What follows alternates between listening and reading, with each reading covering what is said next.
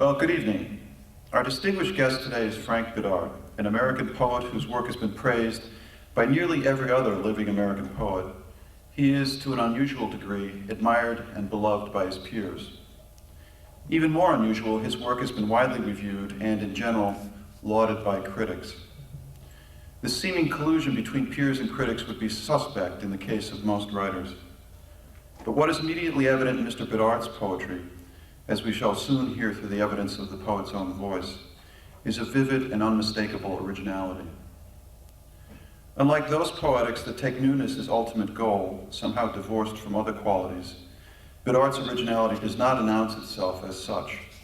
Rather, it seems a byproduct of the poet's intense struggle to record, quote, the mind in action, to, in his words, quote, fasten to the page, the voice, and movements of the voice in my head. The result of this struggle is work of enormous psychological, moral, and spiritual richness and density, rendered in straightforward language that enacts the speech of a living human being. And so, a paradox. On the one hand, we have never before heard this strange combination of poetic means, this mix of fact and statement, this tumble of abstraction alternating with biographical detail, this juxtaposition of broken narrative and lyric cry, this transmutation of persona and historical allusion into the abruptly personal. This and more. It is a shock. But while we seem initially unprepared for the look and feel of Bidart's poems, for this new architecture, we instantly recognize the voice, so oddly naked in each line, the Keatsian true voice of feeling that rises again and again in the poems. It is the combination that is new, that enlarges the field of Pound and the moderns, that steps beyond the arid collage of postmodernism. Strangeness coupled inextricably with recognition, the combination every artist desires, and the one possessed by all work that lasts. We were thrilled when Mr. Bidart assented to our invitation to come to this conference and read his work, and we were not surprised when, between that moment and this, 2 more prestigious poetry prizes were awarded to him. He is the recipient of this year's Wallace Stevens Prize, formerly known as the Tanning Prize, from the Academy of American Poets. The judges for this award were Evan Boland, Louise Glick, Wendy Lesser, James Longenbach, and Carl Phillips. For his 5th collection of poetry, Desire, Mr. Bidart was recently awarded the Bobbitt Prize, established at the Library of Congress.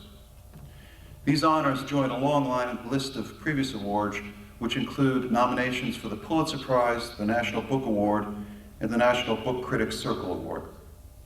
Other honors include the Lila Wallace Reader's Digest Foundation Writers Award, the Morton Dowan Zabel Award, given by the American Academy of Arts and Letters, the Theodore Roethke Memorial Poetry Prize, the Shelley Award of the Poetry Society of America, and the Lannan Literary Award for Lifetime Achievement in Poetry. In addition to Desire, Mr. Bidart has published 4 earlier collections of poems, beginning with Golden State in 1973, The Book of the Body in 1977, The Sacrifice in 1983, and In the Western Night, Collected Poems 1965 to 1990. And I believe there are a few copies of that for sale in the back of the room. And Desire. Thank you for holding those out. Mr. Bidart was educated at the University of California at Riverside and at Harvard, where he was a student and friend of Robert Lowell and Elizabeth Bishop. He currently teaches at Wellesley College. Please welcome with me, Frank Bidart.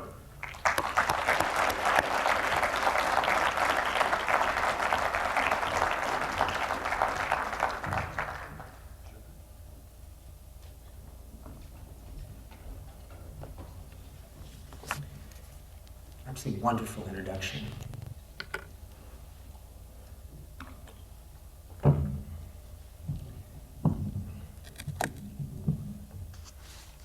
That's certainly the poet I would like to be. Now, unfortunately, you're going to get the reality. I'm going to read a sequence of lyrics. First, the sequence has a title, Music Like Dirt. How, can you hear me well? Am I too close to the mic? Okay, let me know if it's too explosive. And then I'm going to follow that by an old poem, Ellen West, that is a dramatic monologue. The new sequence, these are the poems I've written since my last book. I put them together. They, I hope, make a whole. I hope they make a kind of tapestry of themes. But there's clearly an underlying theme, and that has to do with making, the role of making in one's life, and in human life in general. I can hear the echo very strongly, but I remember when I was sitting out there, I was not aware of it. So I'm going to try to not hear it. The title, Music Like Dirt, is the refrain of a song by a Jamaican singer, a great Jamaican singer named Desmond Dekker. And his song is called Intensified. I strongly recommend Desmond Dekker to anyone. In any case, I have taken the title from his refrain. The first poem is called For the 20th Century. It mentions a couple of things that you may not know. Joseph Szigeti is a violinist, great violinist. And K218, which is Mozart's fourth violin concerto. And that's how Mozart enters this poem about the 20th century.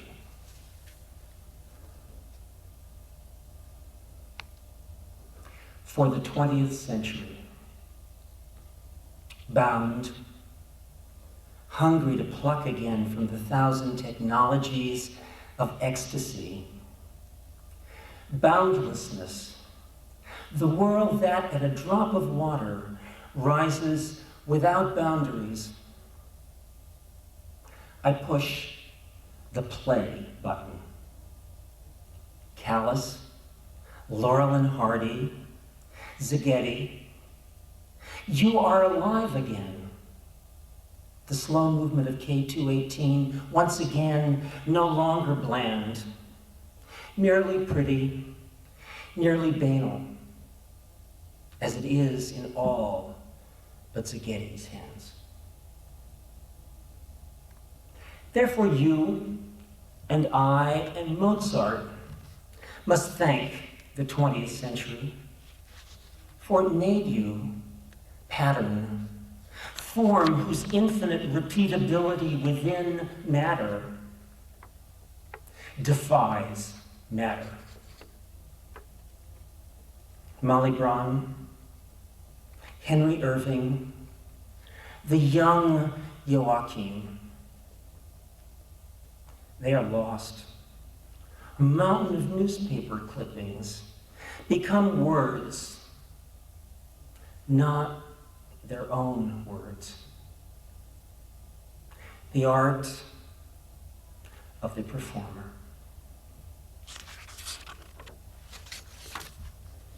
And this is the poem called Music Like Dirt, for Desmond Dekker, whom I had never met and who was not the you of the poem. Music like dirt. I will not, I said. But as my body turned in the solitary bed, it said, but he loves me, which broke my will. Music like dirt. That you did, but willed and continued to will refusal. You confirmed 17 years later, saying I was not wrong. Music like dirt. When you said I was not wrong, with gravity and weird sweetness, I felt not anger, not woe, but weird, calm sweetness. Music like dirt. I like sentences like, he especially dug doing it in houses being built or at the steering wheel. Music like dirt. I will not, I said, But as my body turned in the solitary bed, it said, "But he loves me," which broke my will.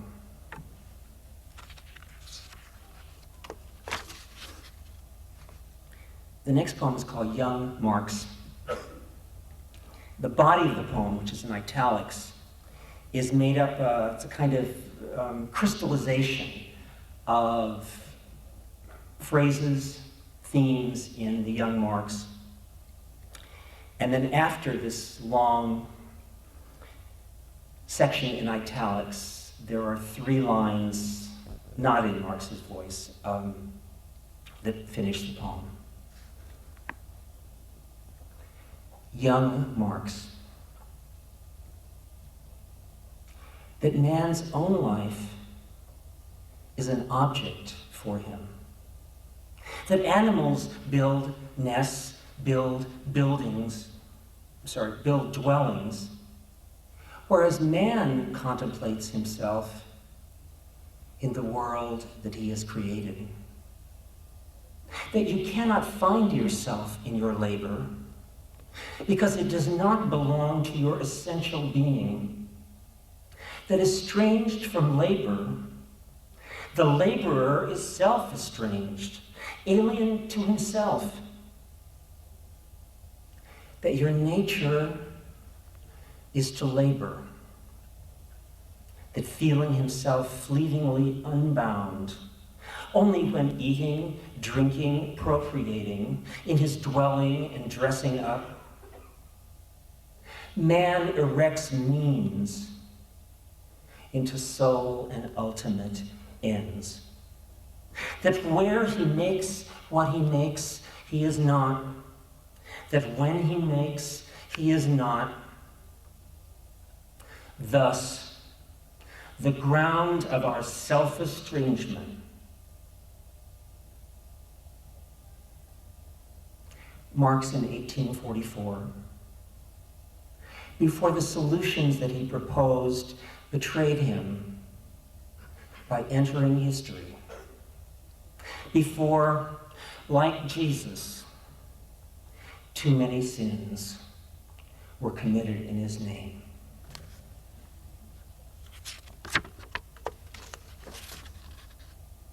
For Bill Nestrick, 1940, 1996. Bill Nestrick was in the English department at Berkeley and taught not only English, literature, but film, and he began the undergraduate film studies major. Like the last poem, the middle of this poem is made up of a quotation, in fact, from Bill, which is set off in italics, and I will say quote. For Bill Nestrick, 1940, 1996. Out of the rectitude and narrow care of those who teach in the public schools, a mother who would not let her son watch cartoons of Porky Pig because we must not laugh at someone who stutters. The mystery. Your brilliant appetite for the moment. Quote, for Herbert, the aesthetic desideratum is unpremeditated art, not as natural or spontaneous, but as speaking of the spirit, as it becomes conscious, a fidelity to the moment itself. The only appropriate gift is discovered to be inseparable from the giver, for man can only give himself. Unquote. In 1997, the magazine that printed your great essay announced he is writing a book on Herbert. You lived in a realm where coin of the realm is a book. And despite the fact that by the end of graduate school, you already had published 20,000 articles, you never published a book. Against the background of this bitter, mysterious lapse, your brilliant appetite for the moment.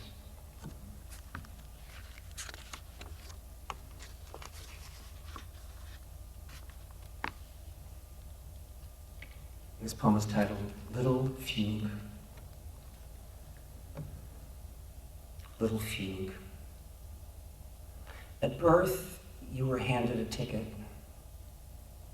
Beneath every journey, the ticket to this journey in one direction.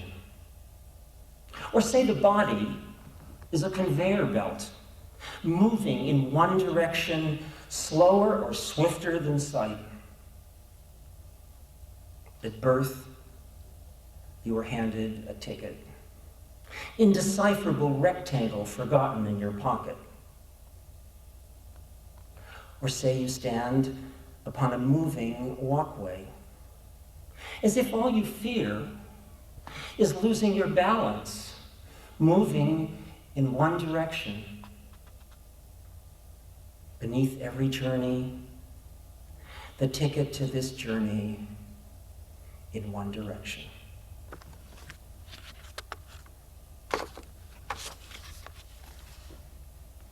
This is titled Advice to the Players. It's a kind of manifesto written by someone who does not believe in manifestos. The title obviously comes out of Hamlet's Advice to the Players. And the last line is a version of the end of Hamlet's Advice to the Players. It's made up of prose strophes. That is, each line is a prose sentence, but they're put together in the way that a poem is put together, can be put together.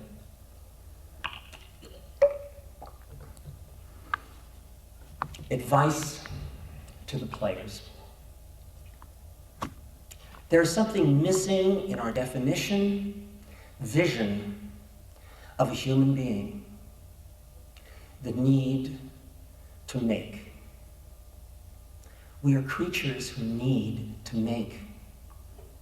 Because existence is willy-nilly thrust into our hands, our fate is to make something. If nothing else, the shape cut by the arc of our lives. My parents saw corrosively the arc of their lives. Making is the mirror in which we see ourselves. But being is making, not only large things, a family, a book, a business, but the shape we give this afternoon, a conversation between two friends, a meal, or misshape. Without clarity about what we make and the choices that underlie it, the need to make is a curse, a misfortune. The culture in which we live honors specific kinds of making, shaping or misshaping a business, a family, but does not understand how central making itself is as manifestation and mirror of the self, fundamental as eating or sleeping. In the images with which our culture incessantly teaches us, the cessation of labor is the beginning of pleasure. The goal of work is to cease working, an endless paradise of unending diversion. In the United States at the end of the 20th century, the greatest luxury is to live a life in which the work that one does to earn a living and what one has the appetite to make coincide. By kind of grace, are the same. One. Without clarity, a curse, a misfortune. My intuition about what is, of course, unprovable comes, I'm sure, from observing, absorbing as a child, the lives of my parents, the dilemmas, contradictions, chaos, as they lived out their own, often unacknowledged, barely examined desires to make. They saw corrosively the shape cut by the arc of their lives. My parents never made something commensurate to their will to make, which I take to be, in varying degrees, the general human condition, as it is my own. Making is the mirror in which we see ourselves. Without clarity, a curse, a misfortune.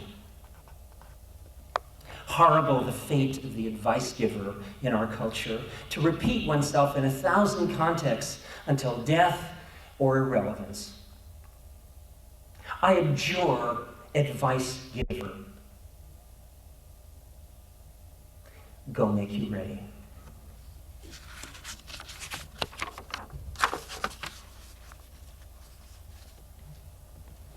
This is titled Stanzas Ending with the Same Two Words.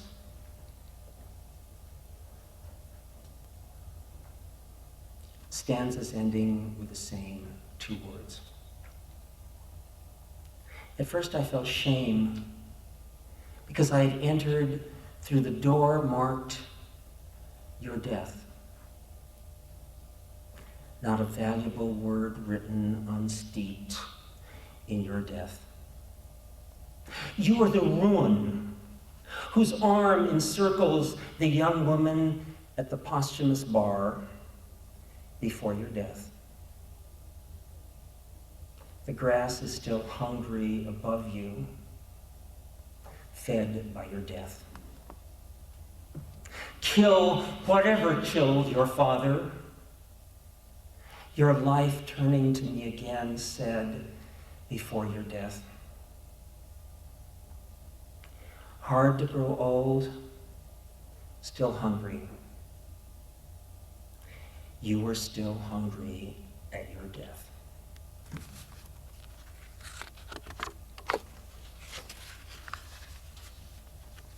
So now, if you know my work and you see a poem that's called Stanzas Ending the Same Two Words, you know they're not going to be cheerful words. This is a little 3-line poem. It's so short that I'm afraid it's going to just evanesce and disappear before the words are even said, so I'll try to make it apprehensible. It's called, the poem is Veil. The poem is a veil. Veil. As if silk that you in fury must thrust repeatedly high at what the eye, your eye, naked, cannot see, catches, clinging to its physiognomy.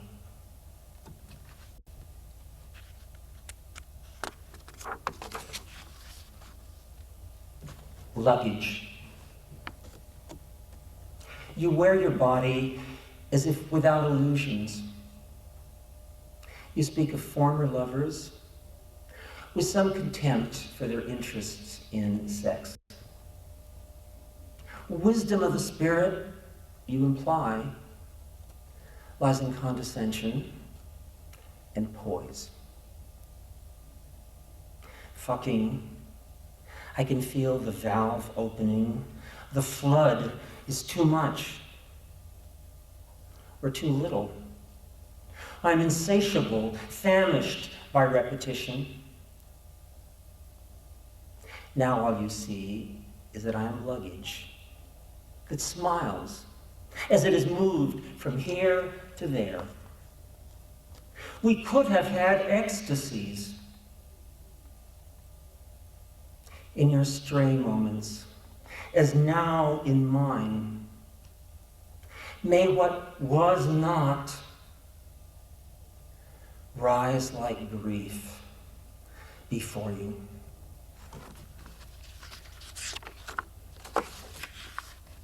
Hammer. The stone arm raising a stone hammer dreams it can descend upon itself.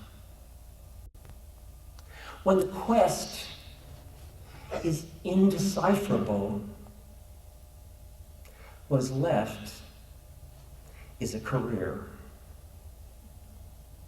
What once was apprehended in passion survives as opinion. To be both author of this statue and the statue itself.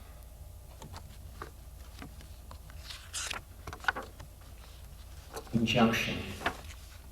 This is the injunction heard by an artist faced with the fact that the elements of the world are irreconcilable.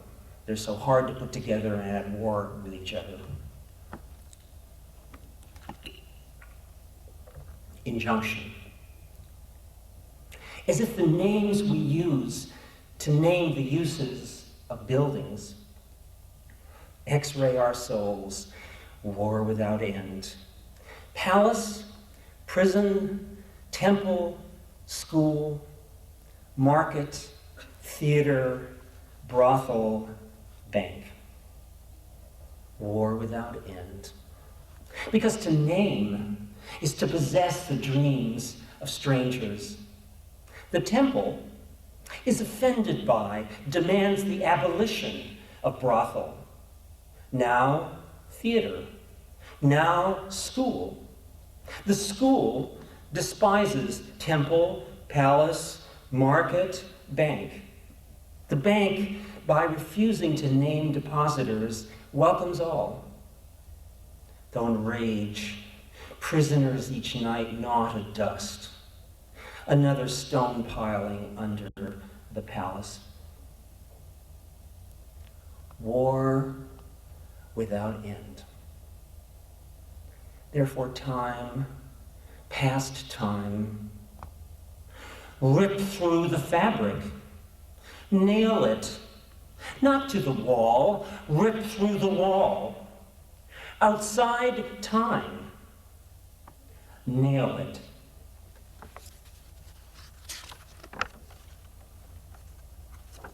Heartbeat. Ear, early tuned to hear, beneath the call to end eating flesh, sentient, suffering beings. Creatures bred now for slaughter will then never be bred. Less life, less life. Tuned to hear, still the vow, solemn and implacable, I made as a kid, walking a sidewalk in Bakersfield, never to have a child, condemn a creature to this hell. As the prisoner chorus in wonder is released into the sun, ear early tuned to hear, beneath the melody, the ground bass. Less life, less life. Legacy. This is the penultimate poem in the sequence. And the poem joins in its end two very famous quotations from Frost and William Carlos Williams. Legacy. When to the desert, the dirt, comes water, comes money, to get off the shit dirt land and move to the city, whence you direct the work of those who now work the land you still own. My grandparents left home for the American desert to escape poverty, or the family who said, "You are the son who shall become a priest," after Spain became Franco's. At last, rich enough to return, you refused to return. The West you made was never unstoried, never artless. Excrement of the sky, our rage inherits. There was no gift outright. We were never the land's.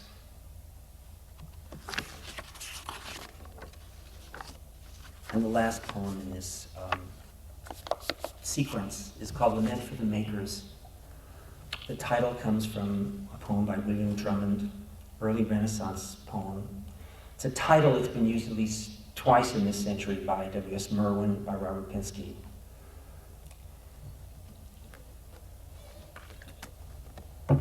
Lament for the makers. Not bird, not badger, not beaver, not bee. Many creatures must make, but only one must seek within itself what to make. My father's ring was a bee with a dart through it, in diamonds against polished black stone. I have it. What parents leave you is their lives.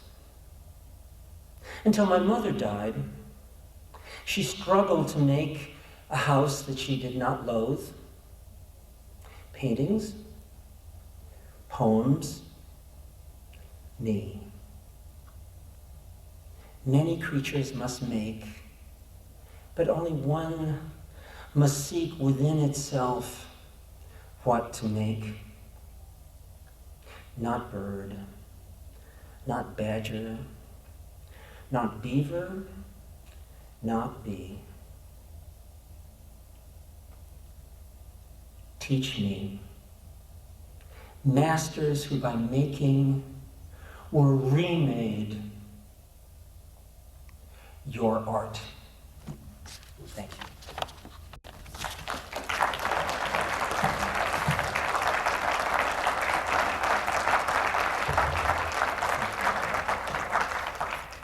Now a long poem that is essentially a dramatic monologue. It mixes verse and prose. It's called Ellen West. It's based on an essay, a great essay by Ludwig Binswanger. It's quite a wonderful introduction to phenomenology, among other things. I found it in a book called Existence, which is a collection of papers in phenomenological psychotherapy. The poem mixes verse and prose.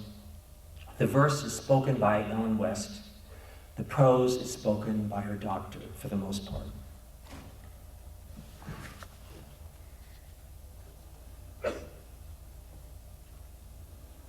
Ellen West. I love sweets. Heaven would be dying on a bed of vanilla ice cream. But my true self is thin, all profile and effortless gestures, the sort of blonde, elegant girl whose body is the image of her soul.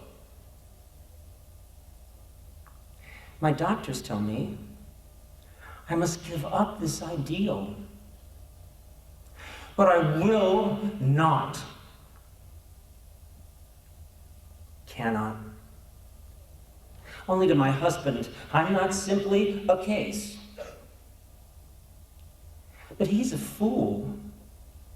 He married meat and thought it was a wife.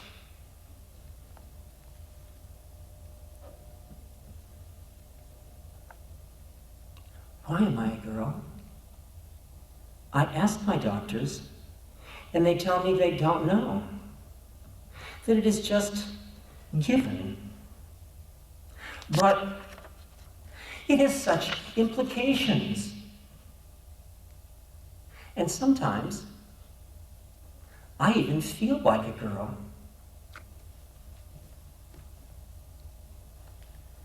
Now, at the beginning of Ellen's 32nd year, her physical condition has deteriorated still further.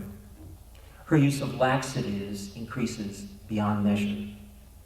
Every evening, she takes 60 to 70 tablets of a laxative, with the result that she suffers tortured vomiting at night and violent diarrhea by day, often accompanied by a weakness of the heart.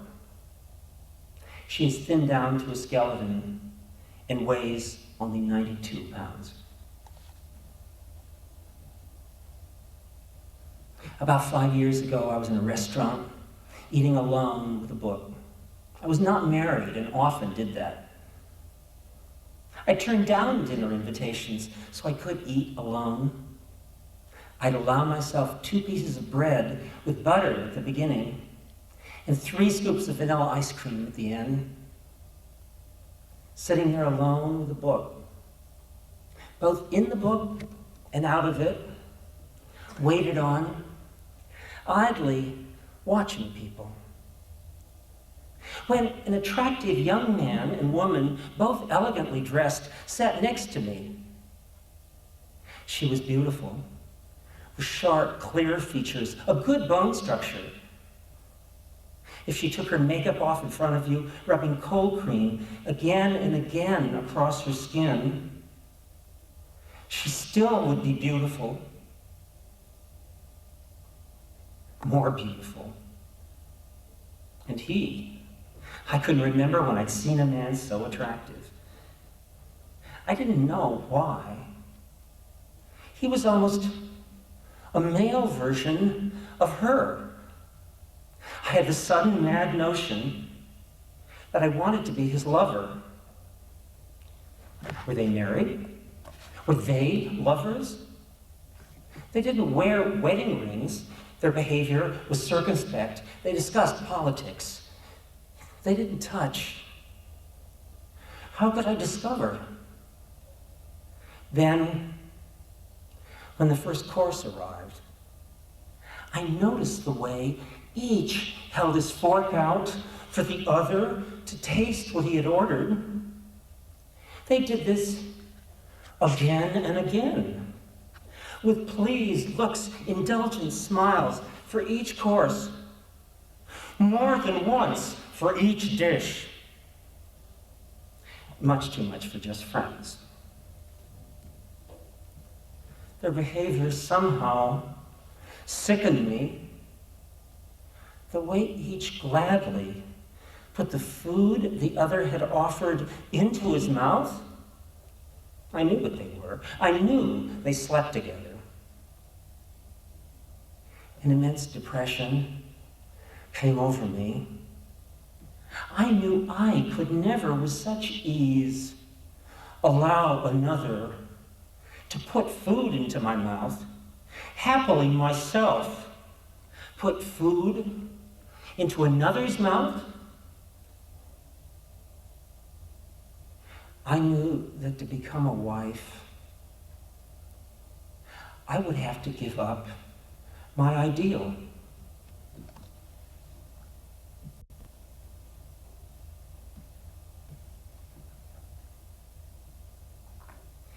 Even as a child, I saw that the natural process of aging is for one's middle to thicken, one's skin to blotch, as happened to my mother and her mother. I loathed nature. At 12, pancakes became the most terrible thought there is. I shall defeat nature. In the hospital, when they weigh me, I wear weights secretly sewn into my belt.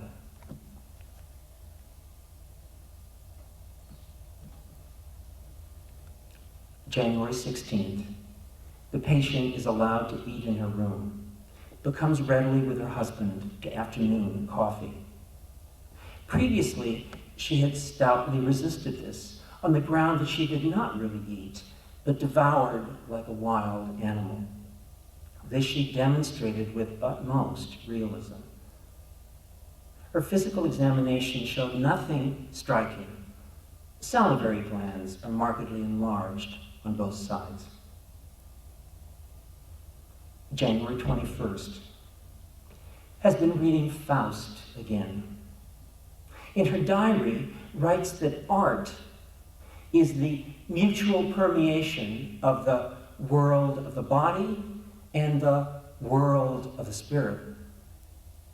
Says that her own poems are hospital poems, weak, without skill or perseverance, only managing to beat their wings softly. February 8th, agitation quickly subsided again, has attached herself to an elegant, very thin female patient. Homoerotic component strikingly evident. February 15th, vexation and torment. Says that her mind forces her always to think of eating. Feels herself degraded by this. Has entirely, for the first time in years, stopped writing poetry.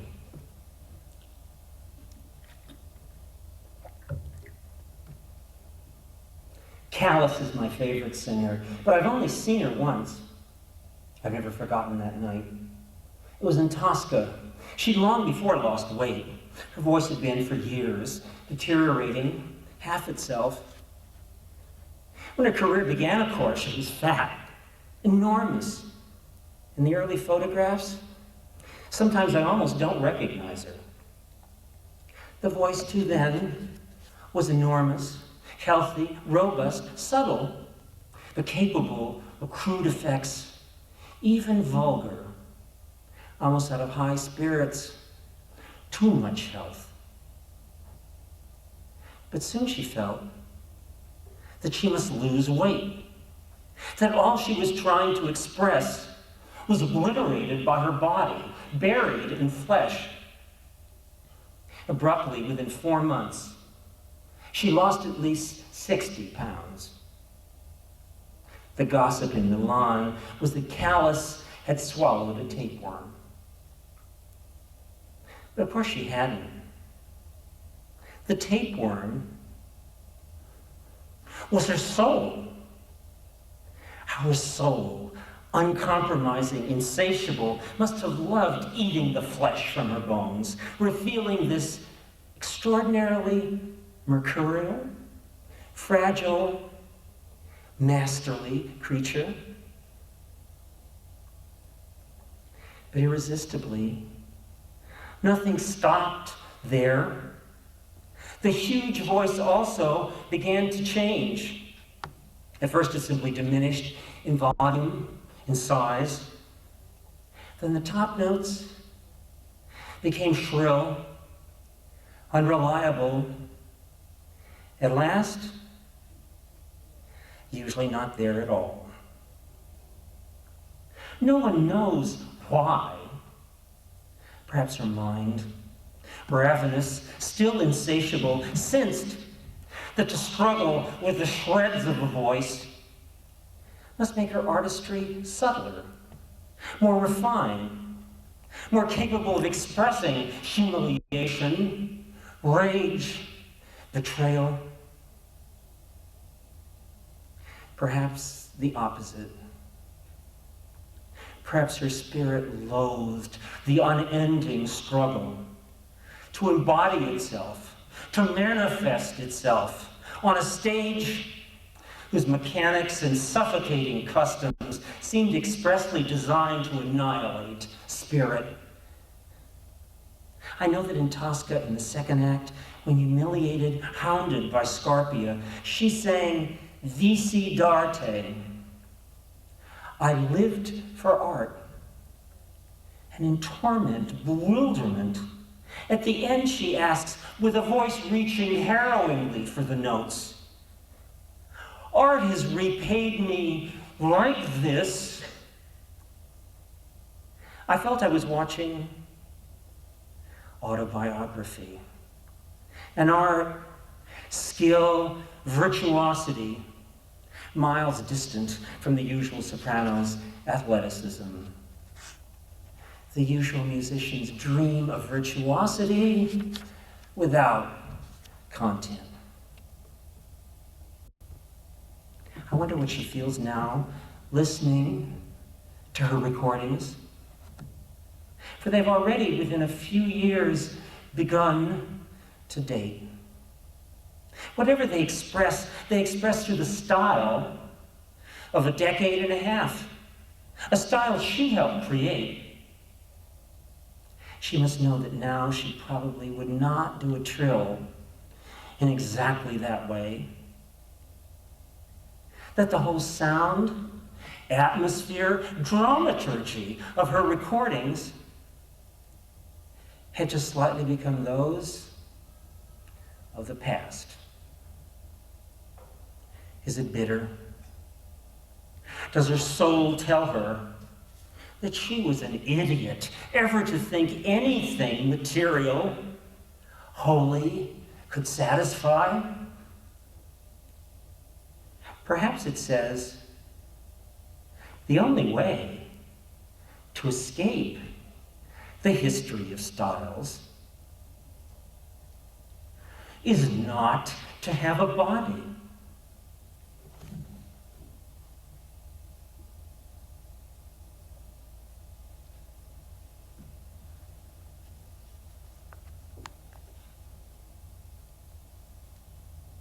When I open my eyes in the morning, my great mystery stands before me. I know that I am intelligent. Therefore, the inability not to fear food day and night, this unending hunger 10 minutes after I've eaten, a childish dread of eating, hunger, which can have no cause. Half my mind says that all this is demeaning. Bread for days on end drives all real thought from my brain. Then I think, no. The ideal of being thin conceals the ideal not to have a body, which is not trivial. This wish seems now as much given of my existence as the intolerable fact that I'm dark complexioned, big boned, and once weighed 165 pounds.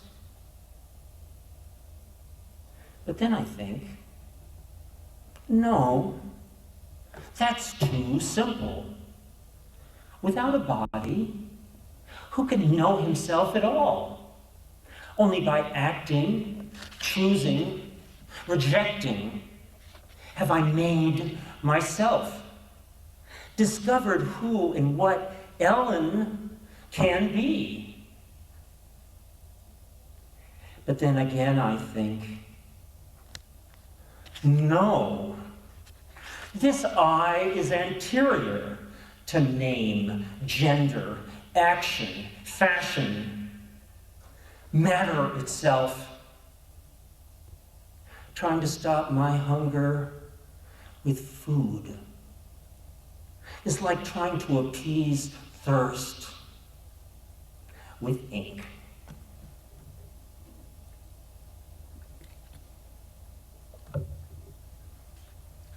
March 30th, result of the consultation.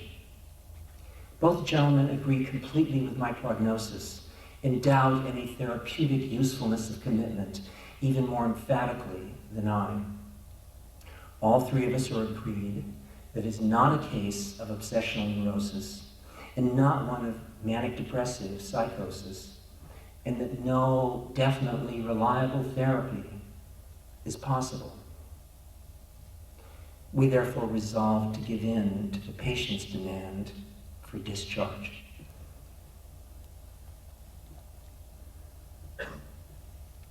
The train ride yesterday was far worse than I expected. In our compartment were ordinary people, a student, a woman, her child. They had ordinary bodies, pleasant faces, but I thought I was surrounded by creatures with a pathetic, desperate desire to be not what they were. The student was short and carried his body as if forcing it to be taller. The woman showed her gums when she smiled and often held her hand up to hide them. The child seemed to cry simply because it was small, a dwarf and helpless. I was hungry. I had insisted that my husband not bring food. After about 30 minutes, the woman peeled an orange to quiet the child. She put a section into its mouth. Immediately, it spit it out. The piece fell to the floor. She pushed it with her foot through the dirt, toward me, several inches. My husband saw me staring down at the piece. I didn't move. How I wanted to reach out, and as if invisible, shove it in my mouth. My body became rigid. As I stared at him, I could see him staring at me. Then he looked at the student, at the woman, then back to me. I didn't move. At last, he bent down and casually threw it out the window. He looked away. I got up to leave the compartment and saw his face. His eyes were red, and I'm sure I saw disappointment.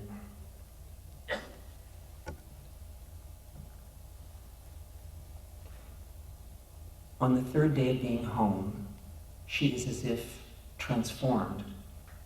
At breakfast, she eats butter and sugar. At noon, she eats so much that for the first time in 13 years, she is satisfied by her food and gets really full. At afternoon coffee, she eats chocolate creams and Easter eggs. She takes a walk with her husband, reads poems, listens to recordings, is in a positively festive mood, and all heaviness seems to have fallen away from her. She writes letters. The last one, a letter to the fellow patient here to whom she had become so attached. In the evening, she takes a lethal dose of poison, and on the following morning, she is dead. Quote, she looked as she had never looked in life, calm and happy and peaceful, unquote. Dearest, I remember how at 18, on hikes with friends, when they rested, sitting down to joke or talk, I circled around them, afraid to hike ahead alone, yet afraid to rest when I was not yet truly thin. You, and yes, my husband, you and he have by degrees drawn me within the circle, forced me to sit down at last on the ground. I am grateful, but something in me refuses it. How eager I had been to compromise, to kill this refuser. But each compromise, each attempt to poison an ideal, which often seemed to me sterile and unreal, heightens my hunger. I'm crippled. I disappoint you. Will you greet with anger or happiness the news which might well reach you before this letter? Your